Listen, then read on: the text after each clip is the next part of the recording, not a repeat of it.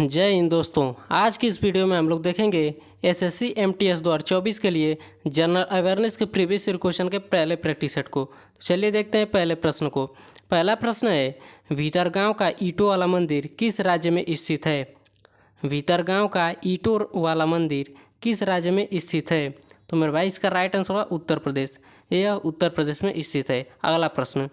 अगला प्रश्न है, निम्नलिखित में से किस आंदोलन की शुरुआत बंगाल में हुई थी?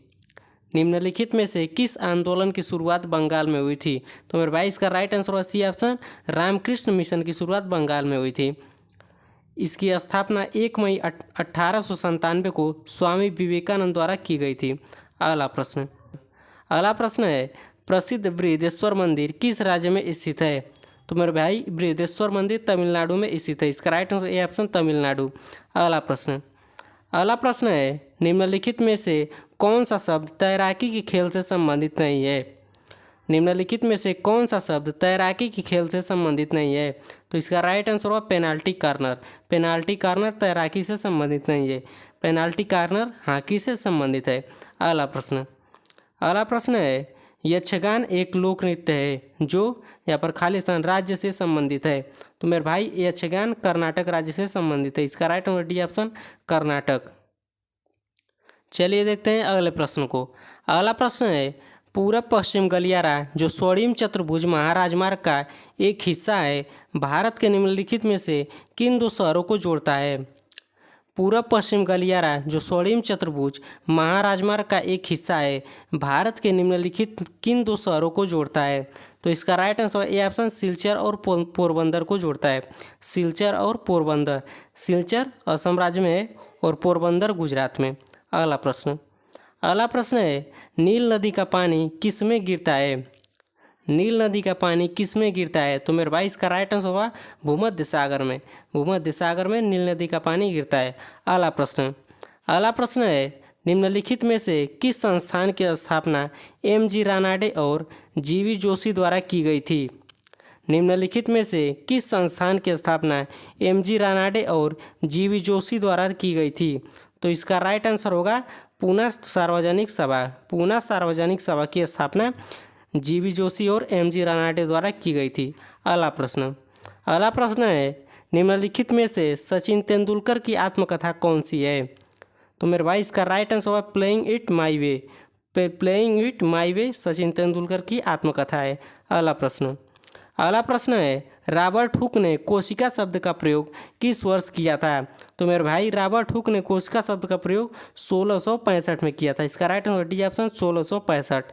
अगला प्रश्न है, किस नदी को सांगपो के नाम से भी जाना जाता है? तो मेरे भाई इसका right answer B option Brahmaputra को। ब्रह्मपुत्र नदी को सांगपो नाम से भी जाना जाता है। अगला प्रश्न है, निम्नलिखित में से कौन सा दैनिक वायुमंडल मौसम परिवर्तन से संबंधित है? निम्नलिखित में से कौन सा दैनिक वायुमंडलीय मौसम परिवर्तन से संबंधित है? तो इसका राइट आंसर होगा क्षोभ मंडल। अगला प्रश्न है, मंदारिन भारत के किस पड़ोसी देश की आधिकारिक भाषा है? मंदारिन भारत के किस पड़ोसी देश की आधिकारिक भाषा है? तो मेरे भाई मंदारिन चीन की आधिकारिक भाषा है। इसका राइट आंसर डी ऑप्शन चीन। अगला प्रश्न है, रोशन कुमारी, सोना नारायण, माया राव और कुमुदिना लाखिया प्रख्यात यहाँ पर खालिस्तान कलाकार हैं। तो मेरे भाई इसका राइट आंसर होगा ए ऑप्शन कथक कलाकार। ये लोग कथक कलाकार हैं। अगला प्रश्न है, निम्नलिखित में से कौन cracking the code my journey in Bollywood पुस्तक के सह-लेखकों में से एक हैं? निम्नलिखित में से कौन cracking the code my journey in Bollywood पुस्तक के सह-लेखकों में से एक हैं? तो इसका राइट आंसर होगा आयुष्मान खुराना।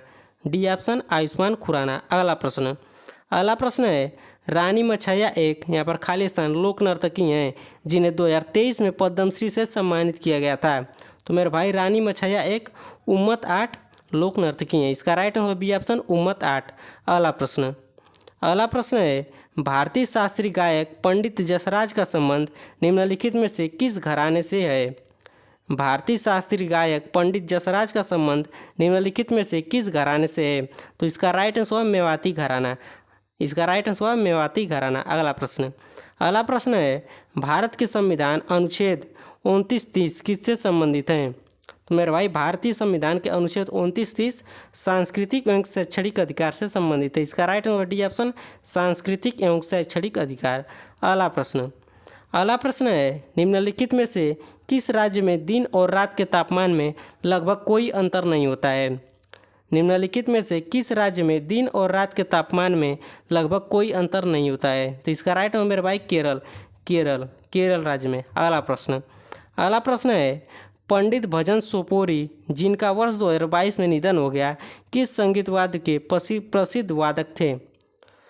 पंडित भजन सोपोरी जिनका वर्ष 2022 में निधन हो गया, किस संगीत वाद्ययंत्र के प्रसिद्ध वादक थे? तो मेरे भाई इसका राइट आंसर है बी ऑप्शन, संतूर के प्रसिद्ध वादक थे। अगला प्रश्न है, नृत्यांगना पद्मा सुब्रमण्यम, अलार मेलवल्ली, यामिनी कृष्णमूर्ति और अनीता रत्नम यहाँ पर खाली स्थान की महान प्रतिपादक हैं। तो मेरे भाई ये लोग भरतनाट्यम की महान प्रतिपादक हैं। इसका right answer B option, Bharatanatyam. अगला प्रश्न है, निम्नलिखित में से कौन सा सरकारी बजट में पूंजीगत प्राप्ति का एक उदाहरण है? निम्नलिखित में से कौन सा सरकारी बजट में पूंजीगत प्राप्ति का एक उदाहरण है? तो मेरे भाई इसका राइट आंसर सरकारी बंधपत्र की बिक्री। अगला प्रश्न है, वसुंधरा दोरास्वामी को किस नृत्य शैली के लिए वर्ष 2019 का संगीत नाटक अकादमी पुरस्कार मिला? वसुंधरा दोरास्वामी को किस नृत्य शैली के लिए वर्ष 2019 का संगीत नाटक अकादमी पुरस्कार मिला? तो मेरे भाई इसका right answer D option, Bharatanatyam के लिए। अगला प्रश्न है, कमलेश्वर के निम्नलिखित में से किस उपन्यास को 2003 में साहित्य अकादमी पुरस्कार से सम्मानित किया गया था? कमलेश्वर के निम्नलिखित में से किस उपन्यास को 2003 में साहित्य अकादमी पुरस्कार से सम्मानित किया गया था? तो इसका राइट आंसर बी ऑप्शन, कितने पाकिस्तान उपन्यास के लिए। अगला प्रश्न है, 15 अगस्त 1947 को भारत के पहले प्रधानमंत्री जवाहरलाल नेहरू ने दिल्ली में लाल किले पे यहाँ पर खाली स्थान के ऊपर भारतीय राष्ट्रीय ध्वज को फहराया। तो मेरे भाई इसका right answer D option, Lahori gate के ऊपर भारतीय राष्ट्रीय ध्वज को फहराया। इसका right answer D option, Lahori gate. अगला प्रश्न है, निम्नलिखित में से red earth and pouring rain ये नोबेल पुस्तक के लेखक कौन है? निम्नलिखित में से red earth and pouring rain ये नोबेल पुस्तक के लेखक कौन है? तो मेरे भाई इसका right answer C option, Vikram Chandra इसके लेखक हैं। अगला प्रश्न है, अप्रैल 2023 में तमिलनाडु ने निम्नलिखित में से किस पर प्रतिबंध लगाने वाला एक विधेयक पारित किया? अप्रैल 2023 में तमिलनाडु ने निम्नलिखित में से किस पर प्रतिबंध लगाने वाला एक विधेयक पारित किया? तो मेरे भाई इसका right answer C option, online जुआ पर प्रतिबंध लगाने वाला एक विधेयक पारित किया। अगला प्रश्न है, किस अभिनय का संबंध वेशभूषा, आभूषण, चेहरे के श्रृंगार आदि के उपयोग से है?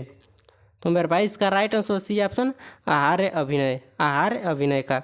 अगला प्रश्न है, पृथ्वी की परपटी में मौजूद 7वीं सबसे प्रचुर मात्रा में पाई जाने वाली धातु का नाम क्या है, जिसका नाम मध्ययुगीन लैटिन शब्द केलियम से लिया गया है?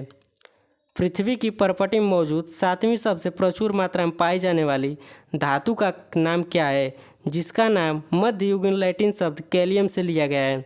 तो इसका right answer A option, potassium.